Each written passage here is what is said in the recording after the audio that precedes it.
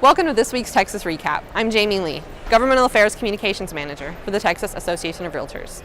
I'm coming to you from the Hyatt Regency in Austin. We just spent February 10th through 14th at the Texas Realtors Winter Meeting. More than 1,000 of our members came together to discuss and hear about issues at the Texas legislature that are hot topics for Texas real estate. The state is the beneficiary of appraisal increases on property taxes. At the Public Policy Forum, experts addressed two of the state's infrastructure priorities, transportation and school finance. Even if you put more money in, it sets off a battle of how to distribute that money. Former House Appropriations Committee Chairman John Otto and former House Education Committee Chairman Jimmy Don Aycock shared their insight into why the public school finance system needs reforming. The state's share of public school funds is decreasing, leading the state to rely more and more on appraisal increases to fund public schools.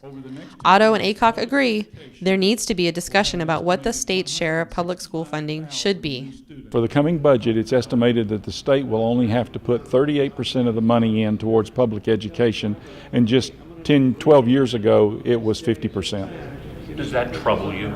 It does, because of the glide path that we're on. If you project out another 10 or 12 years, the state would be down to 25% at current appraisal growth. Most of the value of a home is set by the schools that those homes are located in. I think it's important that realtors have a voice in the quality of those schools and how they're funded and where the tax money goes and how it's spent. TAR is engaged in a statewide effort to educate Texans about the property tax process. These experts also want the Texas legislature to address the hidden property tax.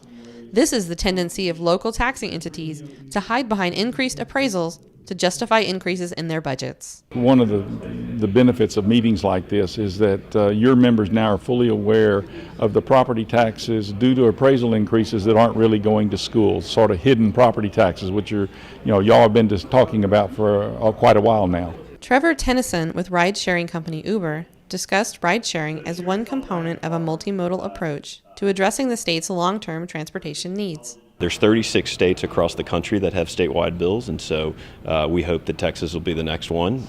We've seen some good progress in the legislature thus far. We have a long way to go, but I think with support from people like the realtors here and other organizations and the general public, to have this transportation option at the touch of a button is something that I think the legislature is really listening to. This forum is a welcome opportunity to highlight the great work the government affairs committees are doing on behalf of our 110,000 members and millions of Texas real estate consumers. Texas realtors are also engaged in federal issues that directly affect real estate consumers. At the Governmental Affairs Forum, business analyst Ron Insana gave an overview of what's happened during the first few weeks of President Trump's administration and a new Congress in session. A big question on everyone's minds was, what will happen to the Dodd-Frank Act as it relates to real estate? I think to the extent that they can roll back a great deal of Dodd-Frank, it will be done.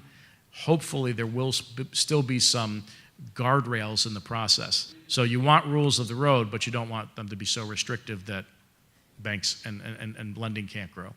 But I suspect it's probably on its way out. And Jamie Gregory from the National Association of Realtors explained the top issues NAR is following in Congress. We have three very important issues that we're going to be facing as an industry this Congress. The first being the reauthorization of the National Flood Insurance Program. It has to be done by September 30th, 2017. Very important. Tax reform, obviously, and all of the incentives for home ownership and real estate that are currently in the code. We're going to be looking to protect those. And then lastly, housing finance reform.